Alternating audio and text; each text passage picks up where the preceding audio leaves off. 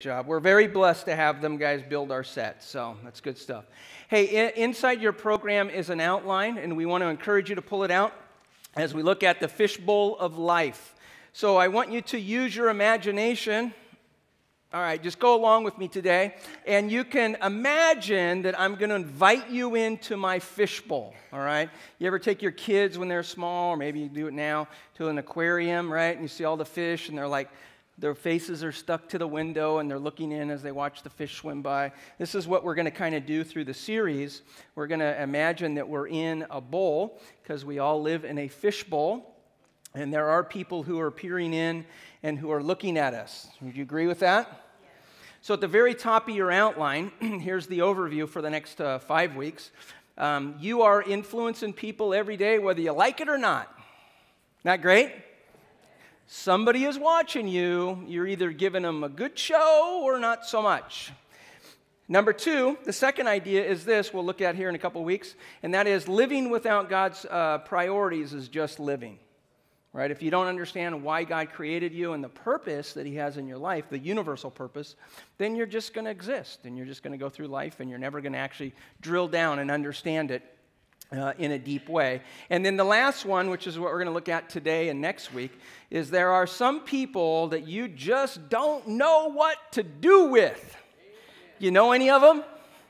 So just imagine, we used to have a Rolodex, but now we got contacts on our computer thing, right? And you just kind of press your contact button, and it just populates, right? And you start thinking through all the different characters that you have in your life. And here's what we all know.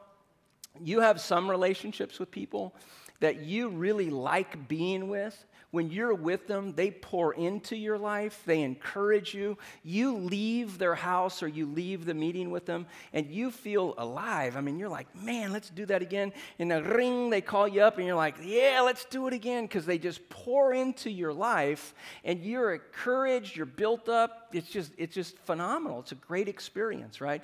The problem is there's like 2 of those. All right, 1 of those.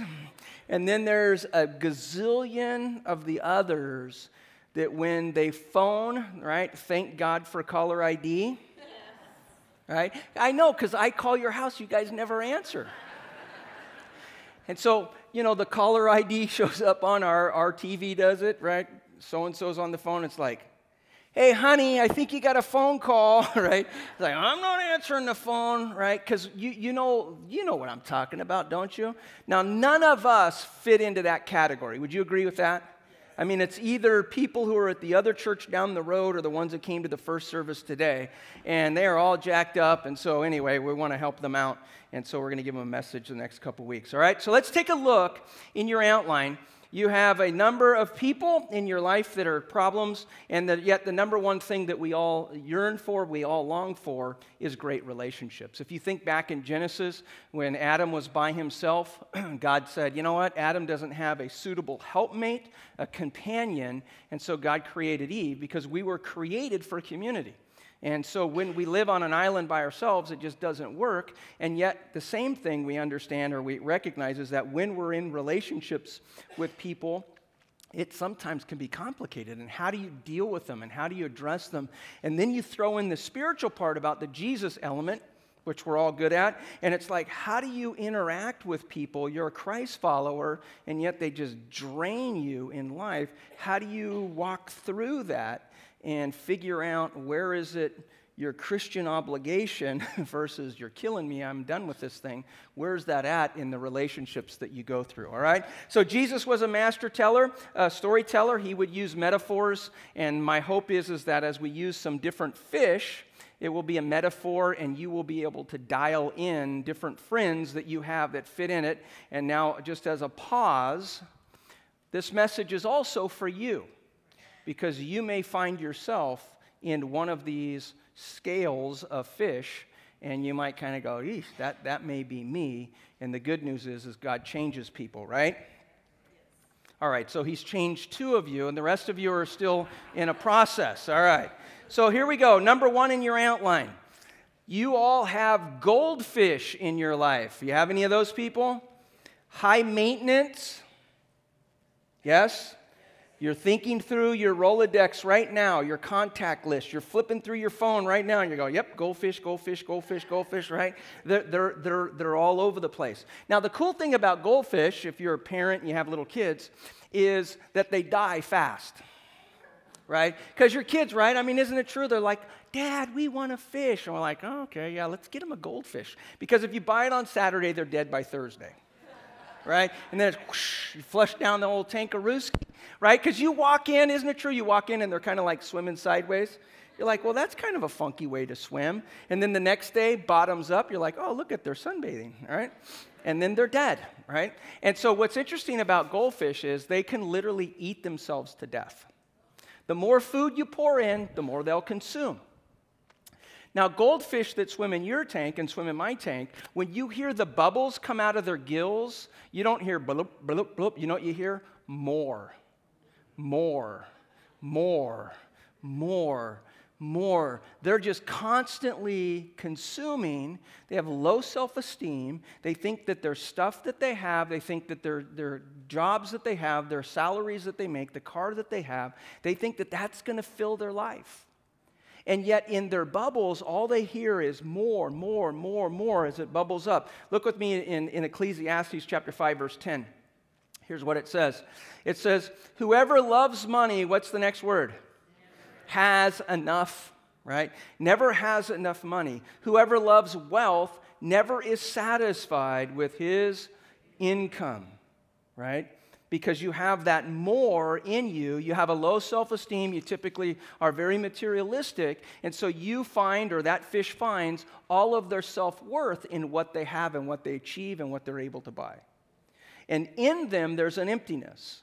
And so as they swim through life, you just hear the bubbles, bloop, bloop, and it's more, more, more, more, consume, consume, consume in their life. And if you sit here today and you're like, well, I'm not sure if I'm a goldfish, here's an easy way to tell. If your credit cards are maxed out and you make a payment so that you can go out and shop some more, you probably are a goldfish, right? And I don't say that to make you feel uncomfortable, but I say that to say this, that until you recognize it, that only Jesus can fill your emptiness, right? The stores aren't going to, the Gucci bag, the car, the whatever it is never going to fill your emptiness. Only Christ is. And when he is Lord of your life, then he's going to fill your life, all right? And that doesn't mean that you just believe, but he is Lord of your life. You're relying on him, you're depending on him, you're trusting in him completely and fully, right? You with me? So what do you do when you have friends who are goldfish, all right? First of all, in your outline, the first thing we got to do is we got to recognize that all of us have goldfish moments. Would you agree with that? Sure, we're all consumers, and so we all like that in our moments of our weakness. So we want to make sure that that's true. Number two, the second idea in your outline is that you got to limit your swim time with them, okay? Because here's what you may or may not know, that materialism is contagious, okay? If you're hanging out with goldfish, you're going to want to consume. Because they bought, it's the old thing, keeping up with the Joneses.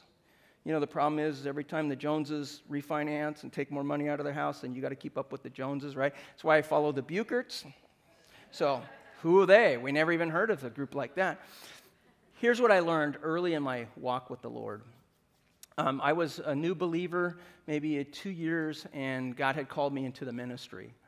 And so I stepped out of a secular job, and I got into the ministry. I was a volunteer youth pastor at this church. In fact, my first paying job here, I was a janitor. I made $125 a month cleaning the toilets. And some of you are thinking, why doesn't he go back and clean the toilets? It would be a much more enjoyable message on Sunday if he was back cleaning the toilets, right? I'd do it for $150, but not $125. So here's what I learned for myself. I had buddies in high school, and they were CPAs and engineers, and they had professional jobs. And when I would go and hang out, when I was in the secular world, I was keeping up with them. It was all good. But when I had to sell everything to go into the ministry, when I would hang out with them, they were talking about a boat and the car that they had bought and a new house and so, and it's a trifecta and a this, or that, and the other thing. And all of a sudden, here's what I learned for me.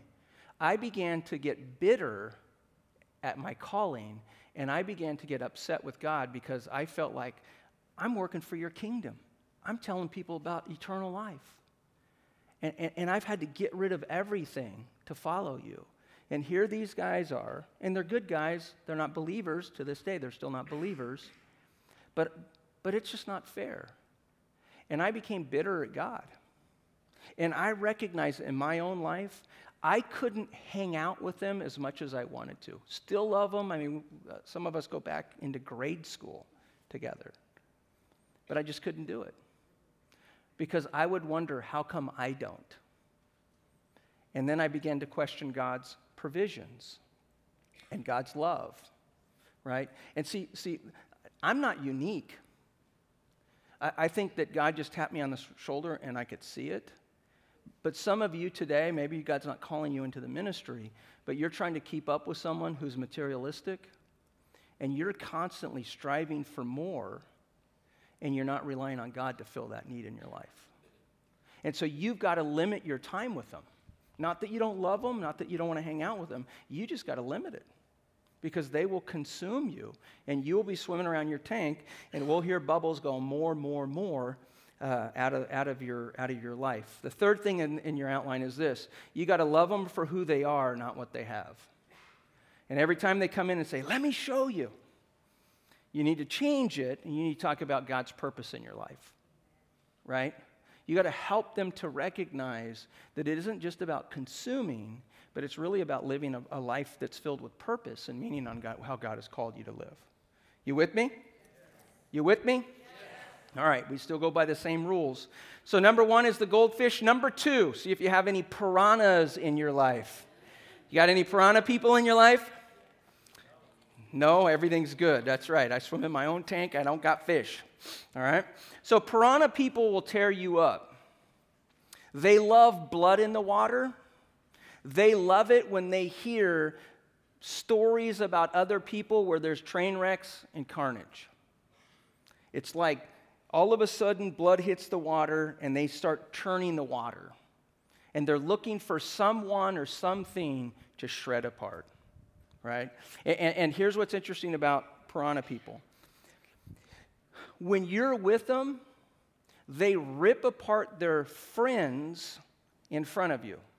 And you wouldn't believe, and you wouldn't believe, and you wouldn't. And their teeth are just ripping them apart. And here's what you need to know. When you're not there, guess who they're feasting on? You.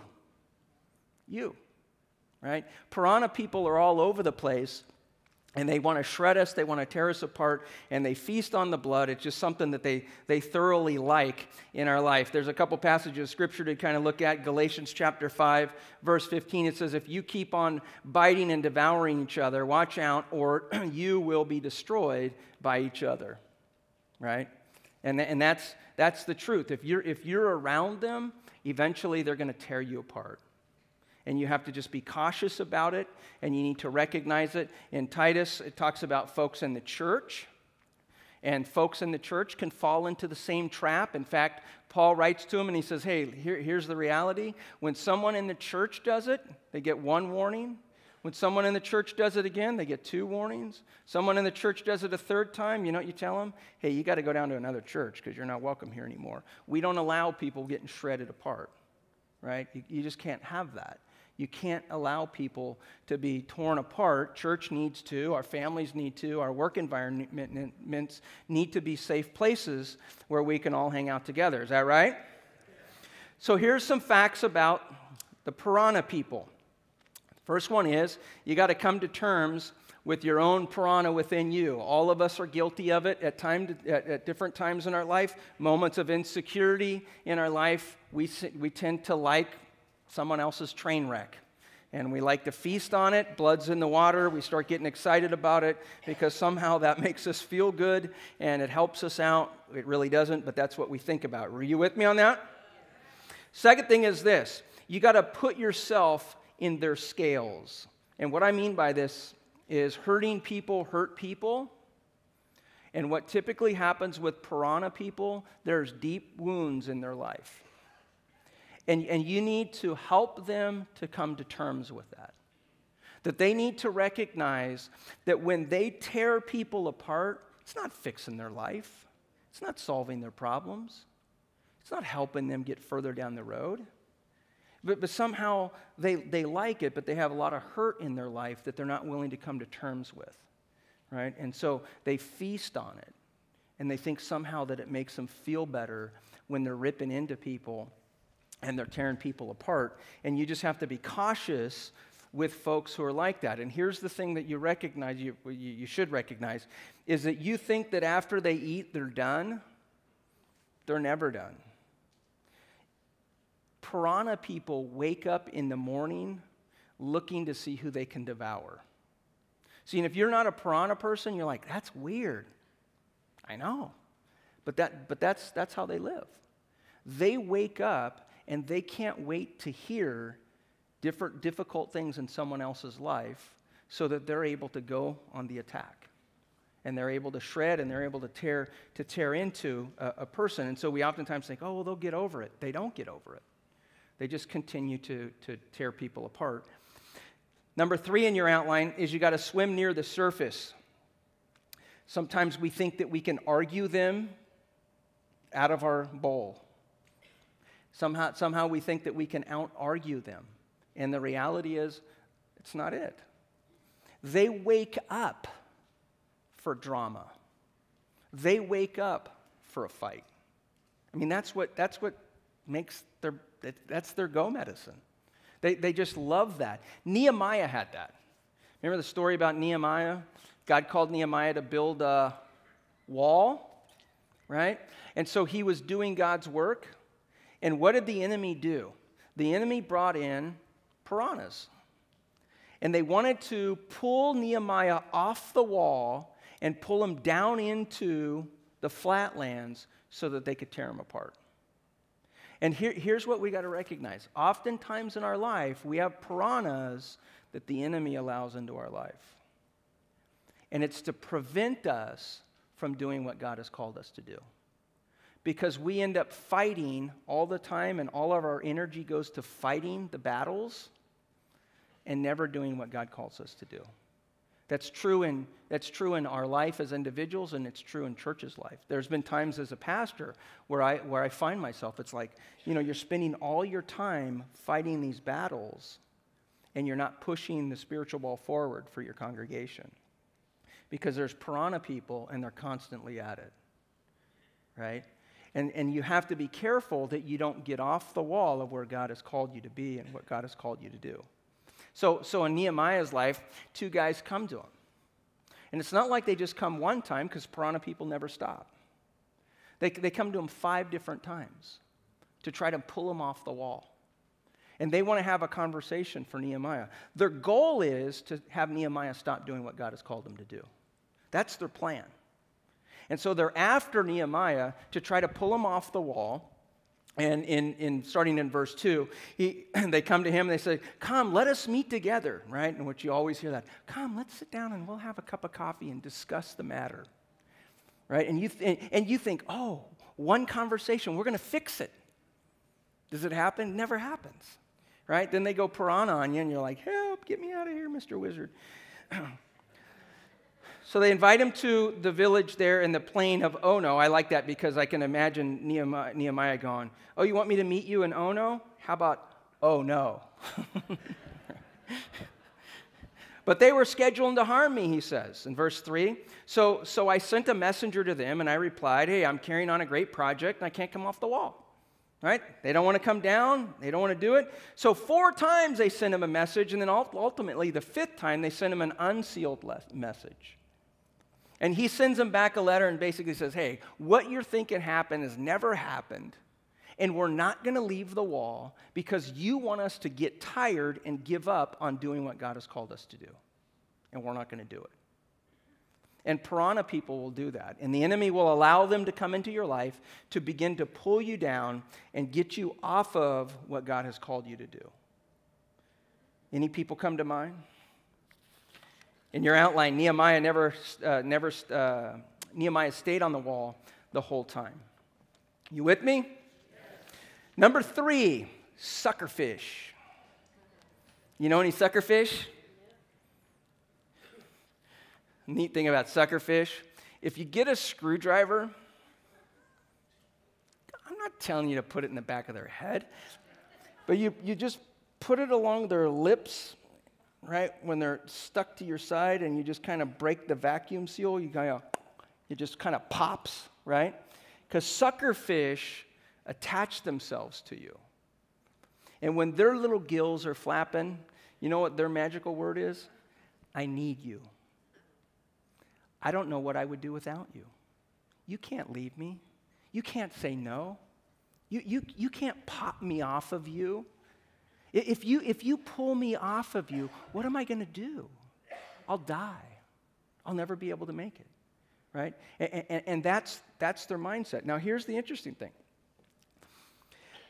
Again, I think it's the enemy. The enemy will bring into our lives, and I think if you're a believer and you have the gift of compassion or kindness, he will load you up. You'll get 5 to 10 suckerfish, and they will be attached all over you. And they will be asking you, some of you are smiling, they will ask for stuff, and you'll be going, I can't believe that they did that. I mean, it's amazing. It's like they have no boundaries, which is exactly what you need to do. You need to create boundaries for them, right? Because they'll attach you to you, and then as believers, we wrestle with, where am I helping and where am I hurting? Where am I helping them get out of the difficult place, and where am I enabling them to get out of the difficult place, right? And that's a struggle. And here's what you know.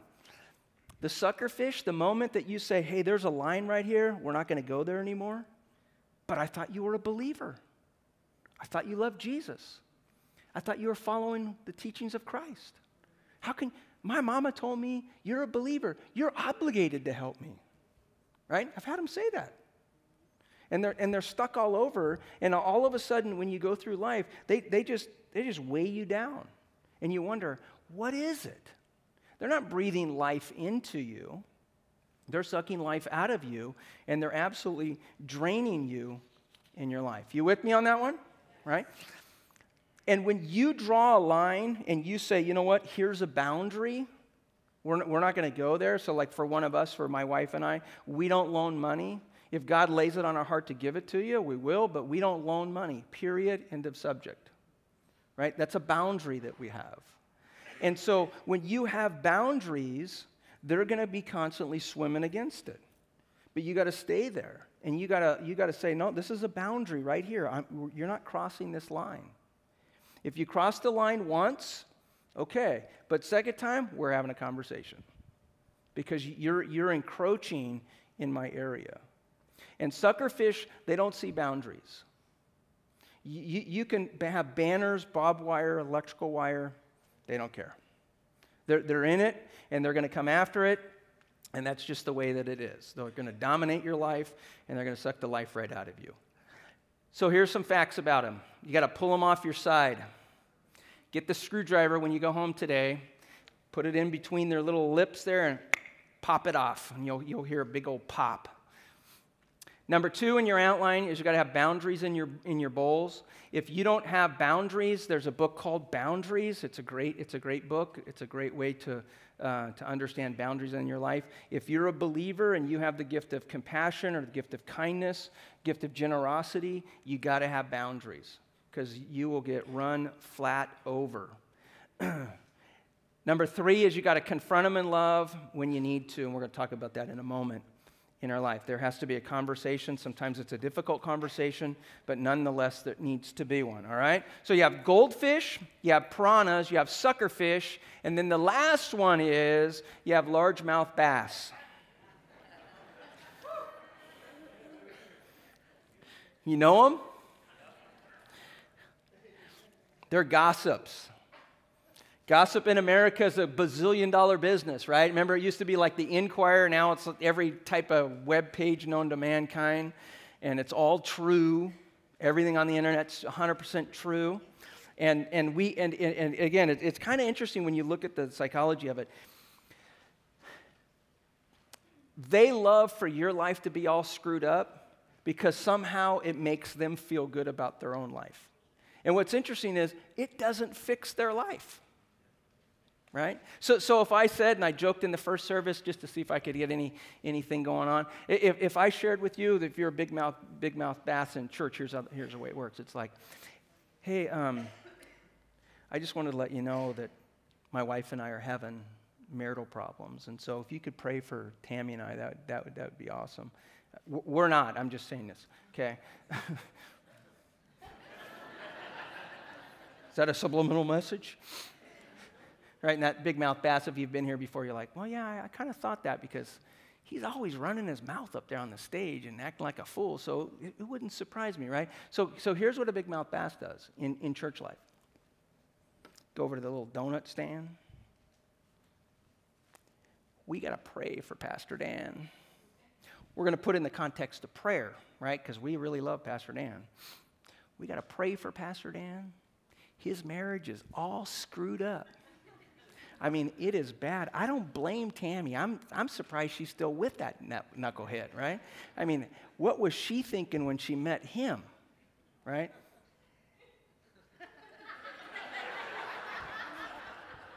He just hurt my feelings, right? So we couch it in this spiritual tone, right? And here's what's interesting typically about big mouth bass. They're insecure with themselves. They got tons of problems in their life. And if my marriage is screwed up and their marriage is screwed up, somehow that makes it good. And the reality is, if my marriage is screwed up and your marriage is screwed up, it doesn't fix anything. It means your marriage is screwed up. But big mouth bass don't see it that way. They somehow feel like if your life is screwed up and your kids are screwed up and your finances are screwed up and mine is, it's better. And so we as Americans, get on the internet, it's like we feast on someone having carnage in their life that somehow that fixes it.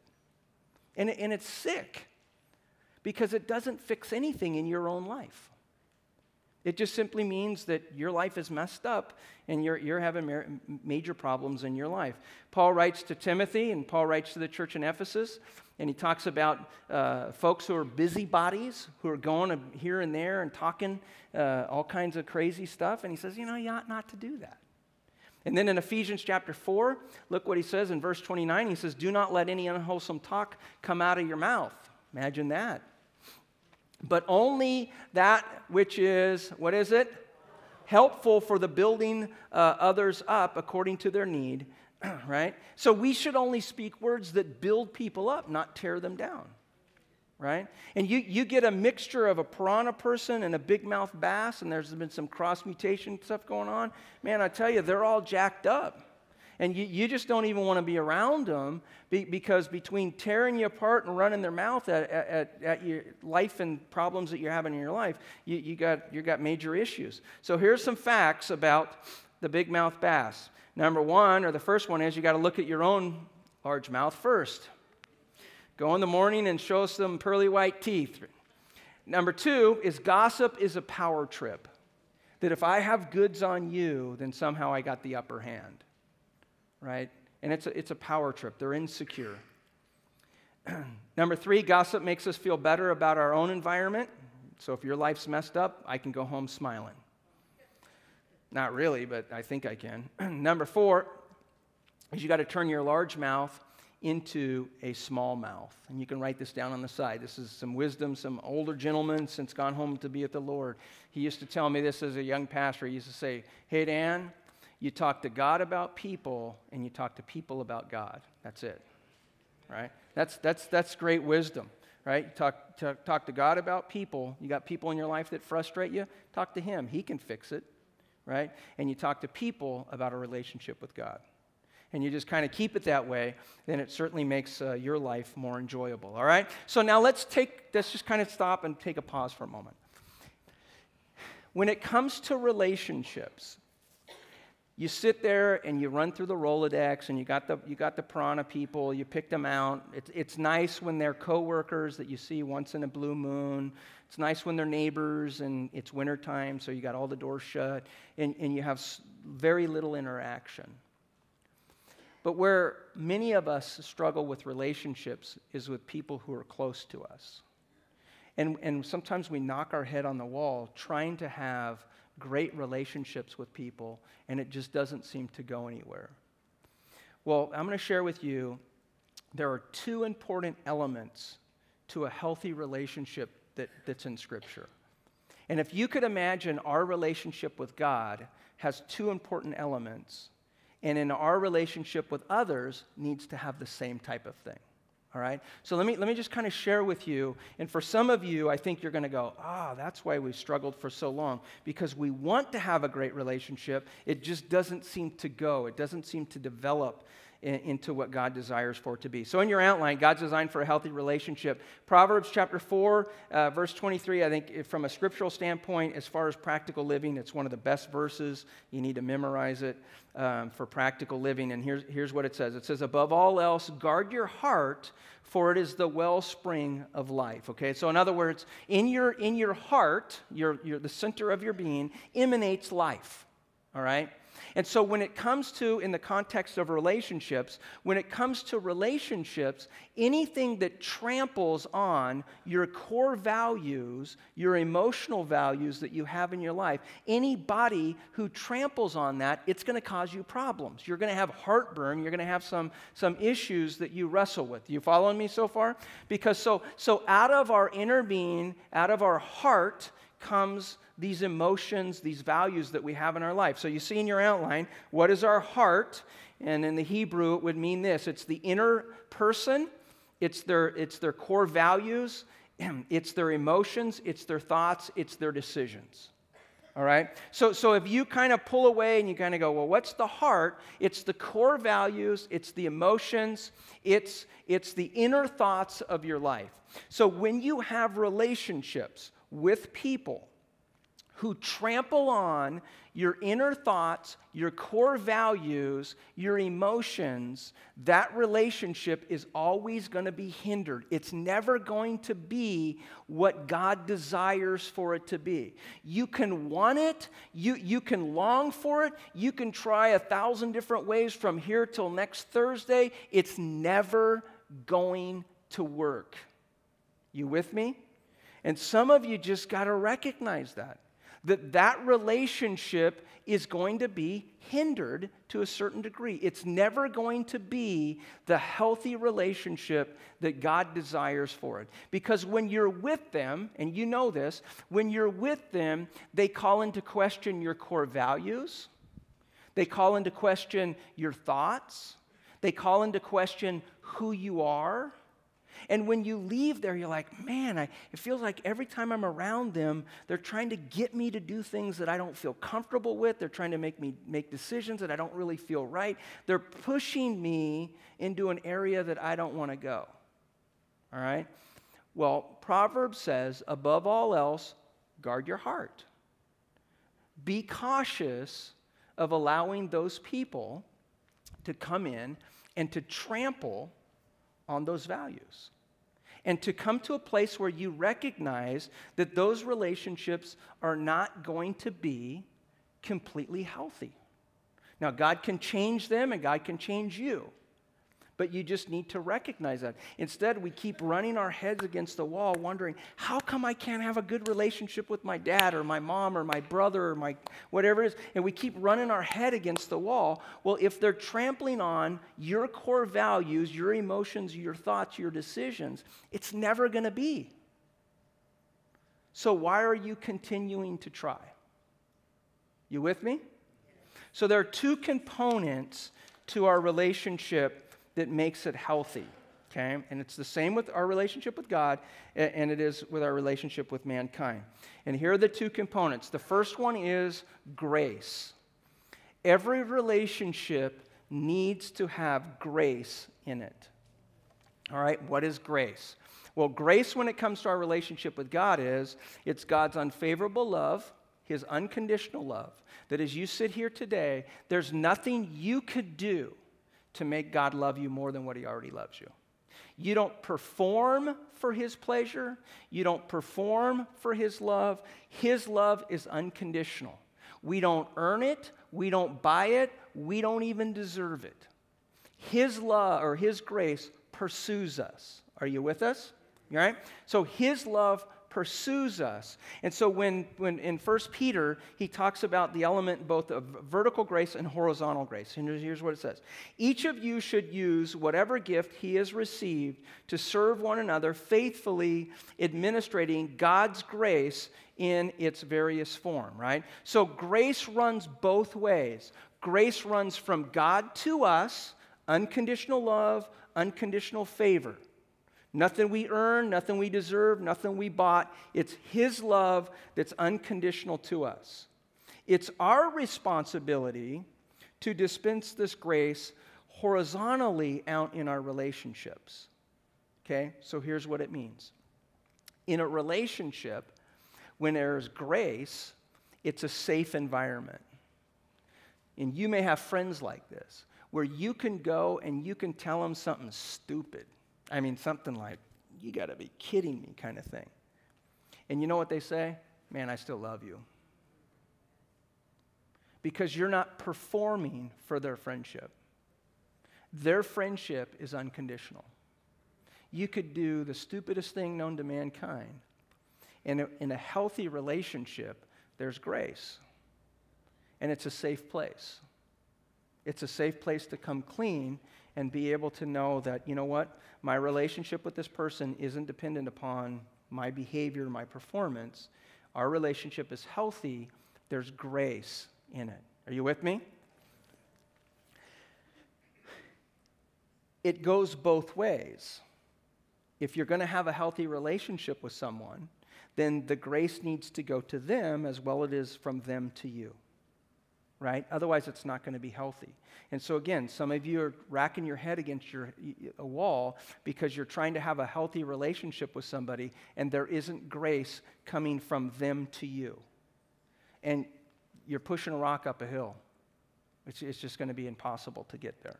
Right? So grace is, it's vertically from us, from God, horizontally out to our friends in a relationship. Are you with me? The second thing is truth. A healthy relationship has to have truth in it. Now, here's where many of you are at with relationships. The person wants grace, they don't want truth. You with me? Right? They want, hey, it's safe. Hey, I can do whatever I want to do. All good. They don't want to hear the truth that if you continue to do this, this, and this, it's not going to turn out well for you. They don't want that part, right? In fact, if you're a believer and you begin to share into their life, you know what they say? You're a religious fanatic. You're a Jesus freak. In which I say, I am. Right? Nothing wrong with being a Jesus freak. So it has to be grace from God given to them as well as truth, because that's true in our relationship. Or does God give us grace in our life? Absolutely. That's why we can come to him and confess the stupidest things we've ever done in our life. And you know what he says? I mean, he doesn't go, oh, Buchert, jeez. Oh, where were you when I was given common sense, right? You're like a knucklehead. You're an idiot. Get out of here. I mean, God says you're forgiven, past, present, and future sins, right? But does he speak truth into our life? All the time. All the time you open up his words, like, okay, I know that part, right? Either he's telling you not to or he's telling you to, right? He's speaking into. Well, a healthy relationship is going to have both of those elements in it. If it does not have grace and it does not have truth, it's never going to be a healthy relationship. And quit beating yourself up. Accept it for what it is. Appreciate it for the level of intimacy and friendship that it can have. And know that that's it for now. God can change you. God can change them. But it's never going to be where you have grace and truth. Perhaps you have with somebody else where you're able to have that. Look with me in Philippians chapter 4, verse 15. It says, instead, speaking the truth in love, right? So you can still have the conversation. It's a difficult conversation, but it's couched in love. And it's couched in grace, right? It's not condemning. God did not send Jesus to this world to condemn us. but to save us, right? So it is in our relationship horizontally with other people. There has to be grace in there, but there also has to be moments in our life where we're able to speak the truth to them in love. And it goes on, it says, we will in all things grow up into him who is the head, that is Christ. And so when you have a relationship with someone and you're speaking with grace and you're speaking with truth into their life, it actually develops them spiritually to be the person that God has called them to be. All right? So when you start thinking about your tank and you start thinking about the different relationships that you have, if you don't have, and this is true in siblings, parents, marriages, if you do not have grace, a safe environment, and truth where you're able to have conversations to keep people out of the ditches, if you do not have those two elements, your relationship will never be healthy as God desires for it to be. You can try until the cows come home. It's not going to work. Look with me in your outline and we'll close. Healthy relationships will include grace to provide safety and truth to provide structure that we need. And if you don't have it, you're just going to continue to struggle. So here's what I want you to do. Some of you have been beating yourself up for years. And you thought it's you. And you've struggled with a relationship with a parent, with a sibling, with a coworker. And if you don't have grace and truth, it's never going to be. And it has to be two-way, doesn't it? You can give them grace and you can give them truth, but if they don't reciprocate it back to you, it's not going to be a healthy relationship. Stop beating yourself up. Recognize it for what it is. Appreciate it for the level of friendship and intimacy that you have with that person, and pray that God changes. Not only changes your heart, but changes their heart as well. And stop beating yourself up. And if you have goldfish in your life, if you have piranhas in your life, if you have suckerfish in your life, if you have largemouth bass in your life, this is just one principle, and we're going to close with prayer. Limit your time with them. Recognize them for who they are.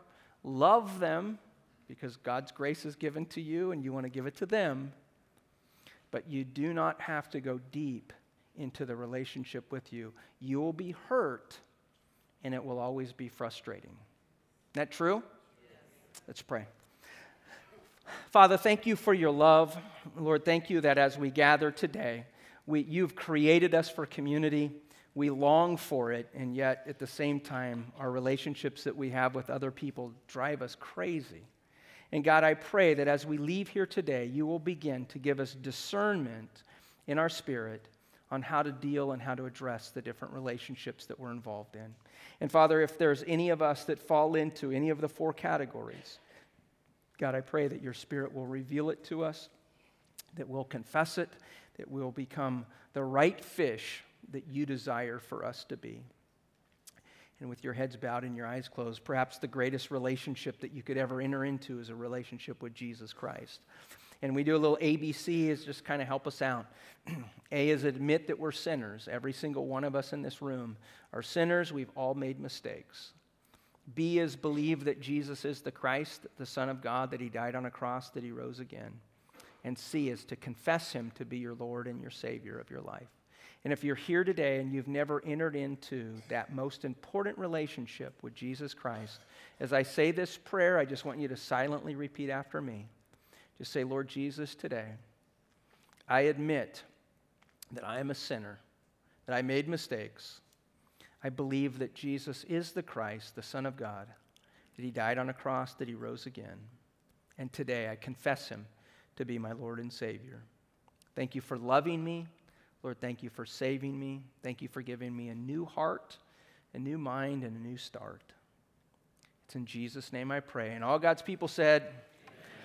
Hey, Eric mentioned the communication card. On the back of that communication card, if you prayed that prayer, there's a box there. It says becoming a Christ follower on the right-hand side. You can check the box. Make sure you give us a phone number, email. We'll get you some information to help you to begin your spiritual growth and grow in your life spiritually in your life. So we appreciate you guys being here. Next week, we're going to see, anybody know any flounders? They just lay on the bottom of the tank and do nothing? How about any eels? Got any liars in your life? How about any sharks? Yeah, their skin looks so small, so soft. You know, the shark skin, if you were to rub against it or it were to rub against you, I mean, it's like worse than like sandpaper. It will literally tear the flesh right off you. And yet it looks so smooth, right? You know any of those people? Come back next week. We'll introduce you to them.